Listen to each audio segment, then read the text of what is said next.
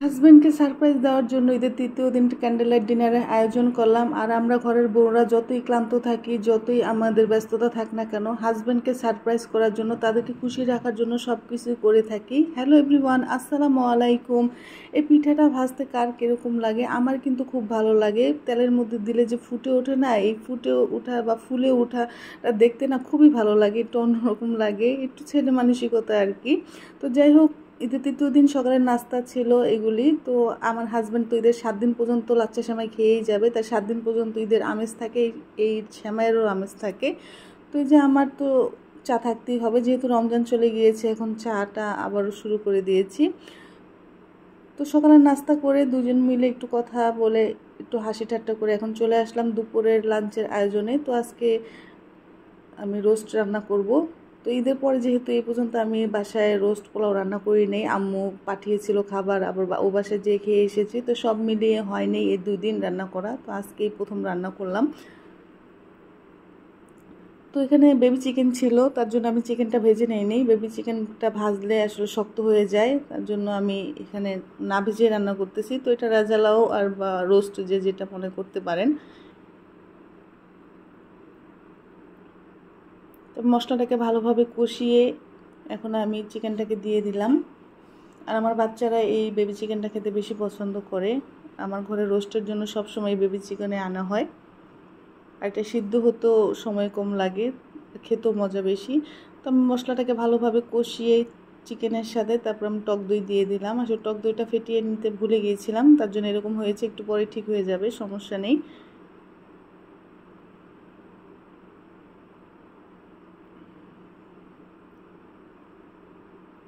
তো এই যে আমার রান্নাটা প্রায় হয়ে এসেছে। তো আমি এখানে গোলমরিচ গুঁড়ো আর কয়েকটা কাঁচামরিচ, একটু চিনি আর একটু দুধ দিয়ে দিয়েছি, হাফ কাপের মতো। এখন আমি মিডিয়াম আঁচে রেখে দেবো, চিকেনটা সিদ্ধ হয়ে যাবে, আমার রান্নাটা কমপ্লিট হয়ে যাবে। তো এটা রান্না করা খুবই সহজ, খেতে কিন্তু অনেক মজা। এই যে রান্না হওয়ার সাথে সাথে আমার বাচ্চা লেগ পিস নিয়ে গিয়েছে, কারণ ওর লেগ পিস খুবই পছন্দ। তারপর পোলার চালটা ধুয়ে নিয়েছি, পোলাও রান্না করবো। আর এখানে আমি চাঁদ রাতের দিন খালাকে দিয়ে 2 বাটি ভরে ভরে পেঁয়াজ কাটিয়ে রেখেছিলাম। আমার কাছে পেঁয়াজ কাটাটা অনেক ঝামেলার মনে হয়, আর কোটা বাছা থাকলে না রান্নাটা খুব তাড়াতাড়ি হয়ে যায়। তার জন্য পেঁয়াজটা কেটে রাখি সব সময় আমি ফ্রিজে, যখন আমার প্রয়োজন হয় আমি নামিয়ে রান্না করে ফেলি। আর এটা 3-4 দিন খুব ভালো থাকে। পেঁয়াজটা হয়ে যাওয়ার পর এখন আমি কিছু সবজি দিয়ে দিয়েছি, গাজর আর মটরশুঁটি। গাজর আর মটরশুঁটি দিলে পোলাওটা দেখতেও ভালো লাগে আর খেতেও অনেক মজা হয়।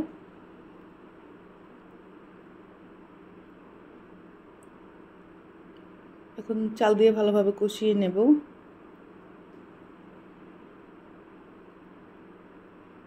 এই যে আমার পোলাও হয়ে গিয়েছে, দুপুরের টুকটাক খাওয়া হয়েছে, এখন রাত্রে ডিনারের আয়োজন করতেছি। তো হাজব্যান্ডকে ছোটোখাটো একটা সারপ্রাইজ দেওয়ার জন্য রাত্রে ক্যান্ডেল লাইট ডিনারের আয়োজন করব।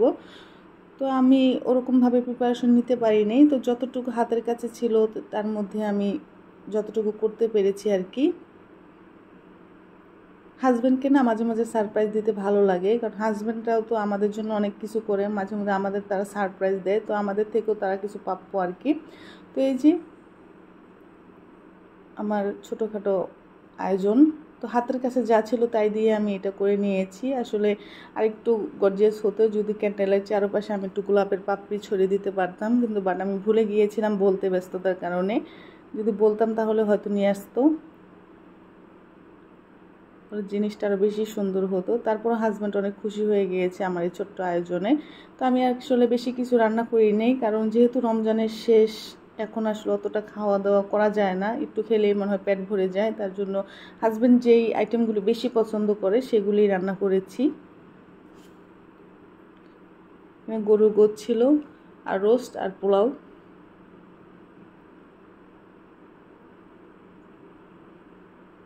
আর আমার ছোটো ছেলেকে একটু আগে আমি খাইয়ে ঘুম পাড়িয়ে রেখে এসেছিলাম, সে এত আয়োজন দেখে, এত কিছু দেখে সে উঠে চলে এসেছে, কি না কি হচ্ছে।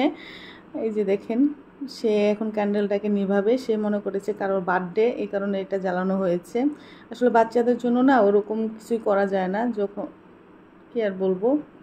তো সে এটা নিভাবেই, তো তার পাপা তাকে এগিয়ে দিল। তো আমি এটা সরিয়ে দিলাম। তো আমাদের সব কিছু মানে জ্বলে গেল, কি আর বলবো। তো যাই হোক, বাচ্চাকে নিয়ে এখন খেতে বসে পড়েছি। বাচ্চা থাকলে যা হয় আর কি। তো ভিডিওটি দেখে কেমন লাগলো কমেন্টস করে জানাবেন। আল্লাহ হাফেজ।